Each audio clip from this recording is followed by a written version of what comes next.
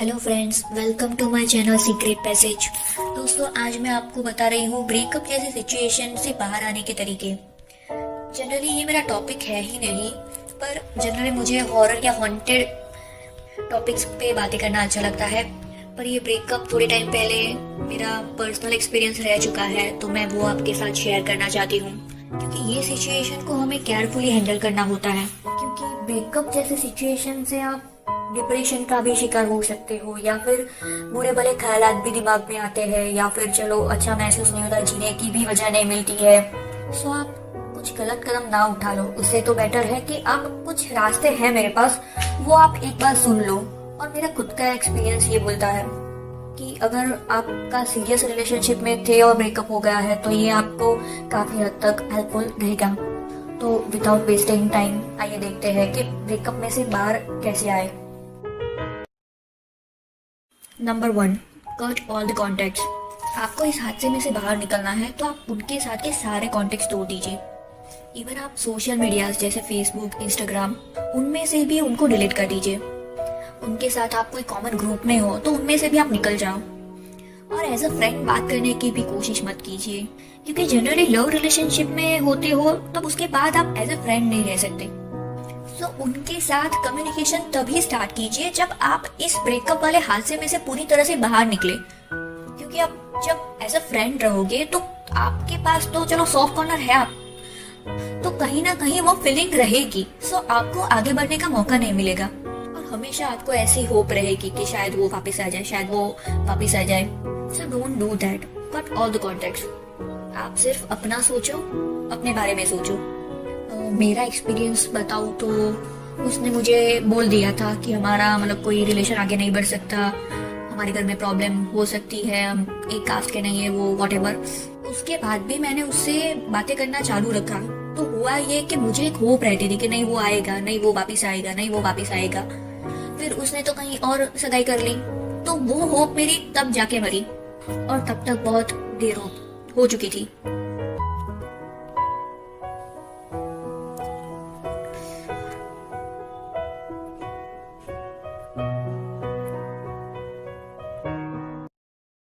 Number 2, except that it's over. Breakup जैसे situation में ज्यादातर प्रॉब्लम यही होती है कि दिमाग तो मान लेता है, पर दिल अभी भी नहीं मानता है कि ये सब खत्म हो चुका है। पर आपको ये मानना सीखना होगा, यहाँ तक कि आपको ये लगे कि नहीं कुछ मौका है उनका साथ वापस पाने के लिए, तो भी आपको यही मान के चलना होगा कि ये मुमकिन नहीं है। क्योंकि आप अगर हमेशा यही उम्मीद करते रहोगे कि एक दिन वो वापस आएंगे, तो यही सोच आपको आगे बढ़ने के लिए रोकेगी। सो बेटर यही है कि मान लो कि ठीक है, जा तू अपनी जिंदगी जी, मैं अपनी जिंदगी जीती हूँ या जीता हूँ। उनकी पुरानी तस्वीरें, मैसेजेस, लेटर्स, वो सब देखना छोड़ दीजिए। यहाँ तक कि उनके सोशल अकाउंट्स को भी देखना छोड़ दीजिए। वो सब आपको दर्द देगा, उसके अलावा और कुछ नहीं। और उनके फ्रेंड्स हो या फिर रिलेटिव्स हो, उनको मनाने की कोशिश भी मत कीजिए, क्योंकि इससे वापस आने की एक फ्यूचर की उम्मीद लगाते हो आप, और उस पर भरोसा नहीं कर सकते कि वो वापस आएंगे कि नहीं आएंगे। एक्चुअली में मैं मेरा एक्सपीरियंस बताऊं तो मुझे खुद को ये समझने में काफी महीने लग गए थे कि ये सब खत्म हो चुका है। मैं भी हमेशा दूसरों को उसके बारे में पूछती थी, इनडायरेक्टली जानना चाहती थी कि शायद उसकी जुबान पर मेरा नाम आ रहा है, नहीं आ रहा है। पर वह सब वेस्ट ऑफ टाइम था। मेरे काफी सारे दिन बर्बाद हो गए उसके पीछे कि वो क्या सोचता है मेरे बारे में, कुछ सोचता है, नहीं सोचता है। अरे मुझे तो उसकी एंगेजमेंट हो गई थी, उसके बाद भी ऐसा लगता था कि शायद वो वापस आएगा, पर वो कुछ नहीं ऐसा हुआ था। वो शायद वर्ड ने मेरे 2-3 साल ऐसे ही बर्बाद कर दिए थे। सो मैं तो आपको बहुत सारी रिक्वेस्ट करती हूँ कि ये शायद वर्ड है ना, उसको पहले से ही अपने दिल दिमाग से निकाल ही दीजिए। और ये बात याद रखना कि अगर वो आपका होता तो आपको छोड़ के कभी नहीं जाता या नहीं जाती। सो प्लीज बी पॉजिटिव और आगे बढ़ो। किसी से उम्मीद मत रखो, क्योंकि उससे क्या होता है कि प्रॉब्लम अपने को ही होती है। वो तो अपनी जिंदगी में खुश रहता है, रहती है, पर प्रॉब्लम कल उठ के हमें ही होने वाली है, हमारे ही साल बर्बाद होने वाले हैं। 3, allow yourself time to grieve. अपने आप को शोक करने का एक समय दीजिए, दुख व्यक्त करने का एक समय दीजिए। ये एक सामान्य बाबत है। खासकर आप जब एक सीरियस रिलेशनशिप में थे तब, ये नॉर्मल बात है। होता है, चलो ब्रेकअप सब लोगों के साथ होता ही है। पर मेरी एडवाइस ये है कि आप उनके बारे में अकेले में सोचना बंद कर दीजिए। थोड़ा चिल कीजिए, थोड़े दिनों के लिए दुनिया को भूल जाइए और आप खुद के लिए जीना स्टार्ट कीजिए। मतलब आपको जो अच्छा लगता है वो कीजिए, आपको जो पसंद है वो कीजिए, आपके शौक पूरे कीजिए, जो भी आपके पेंडिंग वर्क्स है उसे हाथ में लेकर पूरा कीजिए। पर आप खुद को अकेला मत रखिए या फिर रूम की 4 दीवारों में बंद मत रखिए। यहाँ पर मैं मेरा खुद का एक्सपीरियंस बताऊँ तो यहाँ पर भी मैंने गलती की थी, बहुत सारी गलतियां की है। बाद में पता चलता है कि यार क्या हुआ ये सब, ठीक है। मैं अपना ब्रेकअप होने के बाद हर रोज ऐसे ही ऑफिस से घर आके एक कोने में बैठ जाती थी। मतलब मैं सीए हूँ तो जॉब से वापस आऊँ तो बस ऐसे ही बैग वैग रख के बैठ जाती थी। कुछ भी नहीं, 1 महीने तक ऐसा चलता रहा। ना तो मैंने मेरी फेवरेट्स मूवी देखी, लैपटॉप कुछ भी ओपन नहीं किया था, बस ऐसे ही बैठी रहती थी और दिमाग जैसे खाली हो गया था कि यार मेरे साथ ऐसा क्यों हुआ, मतलब मेरी गलती क्या थी। पर it's over. Number 5, do exercise. अगर आप रोजाना एक्सरसाइज नहीं करते हो तो शुरू करो यार। ये आपके मूड को सुधारने में काफी हद तक मदद करेगा और आपकी हेल्थ भी अच्छी रहेगी। आप खुद में एक सुधार देखेंगे तो यकीनन आपका सेल्फ कॉन्फिडेंस भी बढ़ेगा। हालांकि मैं खुद की बात करूँ तो फिर मैंने उस टाइम पे एक्सरसाइज या जिम नहीं ज्वाइन किया था, क्योंकि उस टाइम पे भी मेरी ऑफिस कंटिन्यू थी तो इतना टाइम नहीं मिल पा रहा था। सो मैंने एक्सरसाइज नहीं की थी। पर हाँ, जिम जाना या फिर एक्सरसाइज करना वो काफी अच्छा है। उससे क्या होता है कि आप नए नए लोगों से मिलते हो, तो क्या है डेफिनेटली आपको अपना पास्ट भूलने में काफी हद तक मदद मिलती है कि भाई चलो नए लोगों से इंटरेक्शन हो रहा है तो अब हम अपने पास्ट को भूलते जा रहे हैं। Number 6, get productive and do fulfil things. ऐसी सिचुएशन में क्या है, आपको अपने आप को ज्यादा बिजी रखना है ताकि आपका माइंड डाइवर्ट हो सके। आप ज्यादा से ज्यादा टाइम खुद को दे, आपके अधूरे काम हो वो पूरा करे, आपको जो भी पसंद हो वो करे, आपके शौक पूरे करे, नए शौक पाले, घर की कुछ मरम्मत करवाए, सुधार करवाए, या फिर थोड़े दिनों की छुट्टी लेकर कहीं घुमाओ, पुराने दोस्तों से मिलो, जो भी आपको पसंद है वो करो। ऐसा करने से क्या होता है कि आपको खुद की काबिलियत पर भरोसा हासिल होगा, आपको खुद को गर्व होगा कि हाँ आई एम ब्रेव इनफ। मेरा खुद का एक्सपीरियंस बोलूं तो हाँ, मैंने यहाँ पर भी काफी कुछ गलतियां की थी। मैं बस हर रोज यही सोचती रहती कि यार मेरे साथ ऐसा क्यों हुआ, दिल कुछ भी मानने को तैयार नहीं था। पर धीरे धीरे मैं अपने फ्रेंड्स के साथ बाहर जाती, मूवीज जाती, पिकनिक पर जाती। तब पहले थोड़े महीनों तो ऐसा ही मुझे लगा कि यार चलो बाहर जाती तो भी कुछ अच्छा नहीं लगता, बस यही सोचती कि यार काश वो मेरे साथ यहाँ पे होता तो कितना मजा आता। पर धीरे धीरे मैंने खुद को बदलना स्टार्ट कर दिया। सब मिलके मजाक मस्ती करते थे, एक दूसरे की खिंचाई करते थे तो उनकी बातों पे अच्छा लगता था हंसना। उसके बाद ज्यादातर टाइम मैं खुद को कोसने की बजाय यही सोचती थी कि वो वैसे भी मेरे बारे में कुछ सोचता नहीं है, वो खुद की लाइफ में मस्त है, तो मैं मेरी लाइफ बर्बाद क्यों करूं, मैं भी खुद क्यों मजे ना करूं। और फिर मैंने अपने तरीके से जीना स्टार्ट किया। मैंने यही सोचा कि वो एग्जिस्ट ही नहीं करता मेरे लिए, वो गया, जाने दो। Number 7, don't go back to them. मतलब खुद को उसका गुनहगार समझना और फिर मनाने के लिए वापस जाना, इन सब से कुछ मिलने वाला है नहीं। अरे गिल्ट तो उसको फील होना चाहिए जिसने आपको इस मोड़ पर लाकर खड़ा कर दिया, और बहुत मनाने के बाद भी वापस आया रिश्ता भी अनहेल्दी ही होता है। और आप खुद को दोषी मत कहो कि यार मैं ही ऐसा था और ऐसी थी, या फिर मुझ में ही कोई गलती थी वगैरह वगैरह। आप इतने भी बुरे नहीं हो यार। मैं मेरा खुद का एक्सपीरियंस बताऊं तो मैंने भी बहुत बार उसे बात करने की कोशिश की थी, पर वो हमेशा मुझे इग्नोर ही करता था। मैंने 1-1.5 साल तक उससे बात करने की कोशिश की थी कि प्रॉब्लम क्या है, तो वो लास्ट में ऐसा बोलता है कि मेरे घर वाले नहीं मानेंगे और मैं उनका अपोज नहीं करूंगा, क्योंकि मैं उसको इतनी भी अच्छी नहीं लगती थी। मतलब ये वर्ड्स थे कि तू मुझे इतनी भी अच्छी नहीं लगती कि मैं तेरे लिए अपने घर वालों का अपोज करूं। तो मैंने सोचा ये क्या बात हुई यार, तो खुद तो लाइन मारता था मुझ पे, तभी तो मैंने बोला। मतलब हम लोग 8 साल से अच्छे फ्रेंड्स थे, तो मैंने सोचा कि ये दोस्ती को चलो आगे बढ़ा सकते हैं, और मैंने सामने से पूछा था तो उसका पावर ही चढ़ गया। अगर पता था कि भाई घर वाले मानने वाले हैं नहीं तो खुद मेरे को भाव देता था, पर लाइन क्यों मारता था इतनी।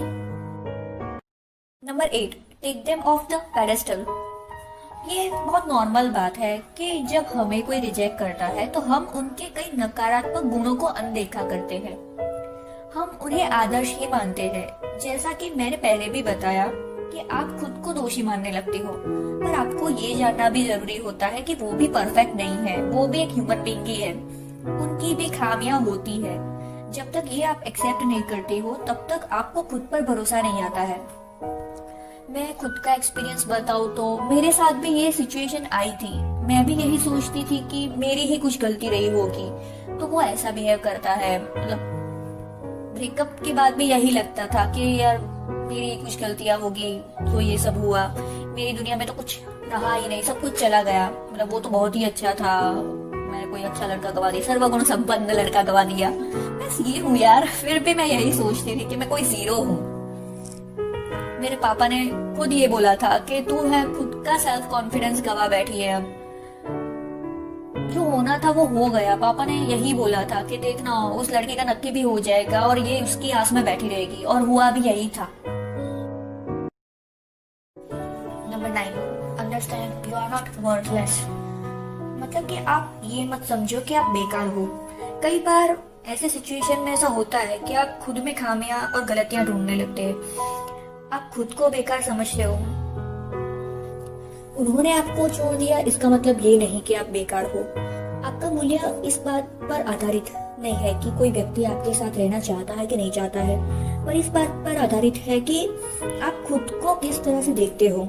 हाँ, कुछ कनेक्शन टेम्पररी होते हैं, पर इसका मतलब ये नहीं है कि आपका कोई मूल्य नहीं है। मेरे खुद का एक्सपीरियंस मैं शेयर करूँ तो मैं भी पहले यही सोचती थी कि मतलब मेरे में ही कुछ खामियां, कुछ गलतियां होगी, इसकी वजह से इसने मुझे छोड़ दिया, ये वो वगैरह वगैरह। मैं काफी दिनों तक रोती रहती, मैंने पहले भी बताया। तो मैं खुद को बेकार ही समझती थी कि मैं कुछ हूँ ही नहीं। पर धीरे धीरे मुझ में आत्मविश्वास बढ़ता गया और धीरे धीरे मैंने ये सिचुएशन को हैंडल किया। इनफैक्ट काफी महीने लगे थे मुझे उस सिचुएशन में से बाहर आने के लिए, और मैं आज भी पछता रही हूँ क्यों मेरा ब्रेकअप मतलब हुआ था, या मैंने क्यों उसको पसंद किया था। क्योंकि उसकी वजह से मेरे कई अच्छे रिश्ते भी चले गए। उस रिश्ते से मैंने काफी कुछ सीखा है, पर अब काफी देर हो चुकी है। लाइफ के कुछ इम्पोर्टेंट इयर्स होते हैं वो मैंने बर्बाद कर लिए हैं। Number 10, stop comparing new romance. नए रोमांस की उससे तुलना करना बंद कर दीजिए। ये समझिए कि आपको उसके जैसा नहीं मिला है, ठीक है, पर जो भी मिला है वो खराब नहीं है, बस अलग है। नए वाले की कंपैरिजन पुराने वाले से मत कीजिए, क्योंकि एक समान साथी की तलाश करना हमेशा आपको निराश करके छोड़ देगा। और अगर हम पास्ट के बेस पर नए रोमांस की कंपैरिजन करते हैं तो क्या होता है कि हम नए वाले की जो अच्छी क्वालिटीज होती है वो हम ढूंढ नहीं पाते हैं। तो अच्छा है कि जो नया मिला है, नया पार्टनर मिला है, उसका अलग व्यक्तित्व है तो उसकी सराहना करिए। और कंपैरिजन नहीं करने का एक और कारण ये भी है कि क्या पता आपके एक्स ने आपसे झूठ बोला हो, आपके साथ धोखा किया हो, उसका जो एक्चुअल कैरेक्टर है वो आपको दिखा ही नहीं हो, फिर भी आप अपने एक्स को सच मान के उसके जैसा ही ढूंढने जाओगे तो फिर आपको तकलीफ होगी। मेरे खुद का एक्सपीरियंस मैं बताऊं तो मैंने कभी कोई कंपैरिजन की ही नहीं है, क्योंकि अगर आपकी लाइफ में कोई नया आता है और आपकी अच्छे से केयर करता है तो ये जो दिल के टुकड़े हुए होते हैं वो अचानक से फिर जुड़ने लगते हैं। हम पास्ट में हमें क्या क्या तकलीफ हुई है, क्या दर्द मिले हैं, वो सब भूल कर अपने नए तरीके से आगे बढ़ने लगते हैं, तो वो सब कुछ धरा का धरा रह जाता है। तो कंपैरिजन करने की कोई नौबत ही नहीं आती है। आप नए किसी का साथ पाकर पुराने को अपने आप ही भूलने लगते हो, और मेरी मानो तो हमेशा आपको दूसरा अच्छा ही मिलेगा। तो पहले से नए वाले के बारे में सोचना बंद कर दो कि यार ये कैसा होगा, कैसे होगी, कहीं पहले जैसा ही मेरा दिल तो नहीं टूटेगा, वगैरह वगैरह। आप नए पार्टनर के साथ जैसे जैसे वक्त बिताओगे तो आप उसको समझने लगोगे और पुराने वाले चैप्टर को हमेशा के लिए भूल ही जाओगे। एक दिन ऐसा आएगा कि पुराने चैप्टर को हमेशा के लिए भूल जाओगे और लाइफ में आगे बढ़ने लगोगे। और शायद कभी मेरी तरह ये भी सोचो कि अच्छा ही हुआ, चलो एक्स छोड़ के चला गया, इससे तो बेटर मुझे ये नया मिला। और काफी अच्छा मिला जो मेरी इतनी केयर करता है, मेरा इतना ध्यान रखता है। Hello friends, welcome to my channel secret message. दोस्तों, आज मैं आपको बता रही हूँ ब्रेकअप जैसी सिचुएशन से बाहर आने के तरीके। Number 11, let go. ये मेरा टॉपिक है ही नहीं, मान लेते हैं कि जनरली मुझे हॉरर या हॉन्टेड, पर इसका मतलब ये नहीं है कि आप बातें करना अच्छा लगता है या आक्रोश। ये ब्रेकअप थोड़े टाइम पहले किसी के सामने पर्सनल एक्सपीरियंस रह चुका है, तो मैं वो आपके साथ शेयर करना चाहती हूँ। मान लेते हैं उन्होंने कुछ भी वजह से हमें केयरफुली हैंडल करना होता है, उनके बिना बेहतर नहीं हो। कब जैसे सिचुएशन से आप, तो फिर आपको भी जरूरत नहीं है शिकार हो सकते किसी के सामने उनको नीचा दिखाने की। हालात भी दिमाग में आते हैं, या फिर चलो अच्छा साथ रहने की अच्छी बात ही नहीं, मजा नहीं मिलती है, छोड़ने के लिए उनको बुरा महसूस मत करवाओ, ना उठा लो। या फिर तो बेटर है कि आप सामने रास्ते हैं मेरे पास, वो आप एक बार वही गुस्सा और मेरा खुद का आगे बढ़ने में रोकता है। इससे तो यही अच्छा है कि बाहर में जाए, रिलेशनशिप में थे और ब्रेकअप हो गया है, तो ये आपको आगे बढ़ो तक हेल्पफुल रहेगा। मेरा खुद का एक्सपीरियंस विदाउट वेस्टिंग टाइम, मैंने कभी गुस्सा नहीं किया है, अपने को वो छोड़ के गया। प्रॉब्लम मेरी थी कि भाई ठीक है, मैंने ही गलत बंदा चुना हो तो फिर कोई कर भी क्या सकता है। मेरी 2-3 फ्रेंड्स ने बोला भी था कि तू मतलब उसको कुछ बोलती क्यों नहीं है, पर मैंने कोई रिएक्शन ही नहीं दिया था। उस टाइम पे वो मेरी ही ऑफिस में जॉब करता था, हालांकि वो आज भी मेरी ही ऑफिस में जॉब करता है। मुझे ब्रेकअप के बाद थोड़े महीनों दुख हुआ था, और काफी दुख हुआ था कि उसने मुझे क्यों छोड़ दिया। मेरे दिन तो किसी तरह से निकल जाते थे, पर रातों को नींद नहीं आती थी, मतलब हर दफा यही सोचती रहती थी। और वैसे भी उसकी एंगेजमेंट हो गई थी तो तकलीफ थोड़ी ज्यादा होती है, पर धीरे धीरे करके मैं एक बार उस सदमे में से बाहर निकली। फिर वापस मुड़ के मैंने कभी नहीं देखा। मैंने उस पर गुस्सा करने की बजाय उसे होली इग्नोर करना स्टार्ट कर दिया, जैसे कि उसका कोई वजूद ही नहीं है मेरी लाइफ में। ब्रेकअप हुआ था वो फेज मेरे लिए बहुत हार्ड था लाइफ में, पर हर बात की एक लिमिट होती है। जहाँ से आप उसको छोड़कर खुद के लिए जीना स्टार्ट करते हो, बस वहीं से आपकी सिचुएशन भी पलट जाती है और आप सब कुछ अच्छा और पॉजिटिव लगता है। अब मैं उसको कभी नहीं देखती, कभी मतलब कभी भी नहीं। बाहर में जा, तू तेरी नौकरी तेरी छोकरी, मैं अपनी ही लाइफ जीऊंगी। Number 12, set standards for yourself. ये सबसे अच्छा रास्ता है फ्यूचर के लिए कि आप अपने लिए बाउंड्रीज और स्टैंडर्ड सेट कीजिए। अगर कोई आपको अपमानित करता है तो आप उसके सामने आवाज उठाए, क्योंकि पहले ही आपको किसी ने दुख दिया है, तो अब आपको अपने खुद के लिए खड़ा होना पड़ेगा। जो भी आपके साथ अच्छा व्यवहार नहीं करता है तो आप वहाँ से उठकर चले जाए। और एक बात, आपने कुछ गलत किया है उसका एनालिसिस करना बंद कर दीजिए। हम सबके रिश्ते खराब होते ही है कहीं ना कहीं। आप जो कर चुके हैं उसे ठीक नहीं कर सकते, और खुद को हरा कर भी आप कुछ नहीं कर सकेंगे। इसकी बजाय तो ये अच्छा है कि उन गलतियों का स्वीकार करें और अपने फ्यूचर के लिए उसमें से कुछ सबक सीखें। मेरे खुद का एक्सपीरियंस बताऊं तो साथ ही में जॉब करते थे, मैंने पहले जैसे बोला। तो पहले तो हमारी दोस्ती काफी अच्छी थी, कई सालों तक हम काफी अच्छे दोस्त रहे। पर जब उसको पता चला कि शायद मैं उसको लाइक करने लगी हूँ, तो अचानक से उसका बिहेवियर काफी चेंज हो गया। मैं उसके साथ ऑफिस रिलेटेड भी कुछ बात करने जाऊँ तो बहुत ही रूडली बात करता, और वो भी सबके सामने, जैसे मेरा कोई आत्मसम्मान ही नहीं है। मैं हर वक्त उसे बहुत सॉफ्टली बात करती थी, और उसका हर टाइम का बिहेवियर बहुत खराब था, और मैंने काफी इग्नोरेंस भी सहन करी है। कभी कभी ऐसा ही होता था कि वो मुझे होली इग्नोर करे, मैं हूँ ही नहीं, उसको ऐसा ही लगता था। फिर एक लिमिट आई मेरे सेल्फ रिस्पेक्ट की कि भाई यार चलो प्यार करते हैं, मान लिया, पर इसका मतलब ये नहीं है कि हर बार हम नीचे पड़े। उसकी भी कोई लिमिट होती है। बस तब से मैंने उसको छोड़ ही दिया, उसकी तरफ देखना ही बंद कर दिया, जैसे कोई वो मेरे लिए कोई एग्जिस्ट ही नहीं करता है, वजूद ही नहीं है उसका। अगर उसको मेरी नहीं पड़ी है तो फिर मैं क्यों अपना जी जलाऊं, और उस शख्स के लिए मैं खुद अपनी लाइफ बर्बाद क्यों करूं।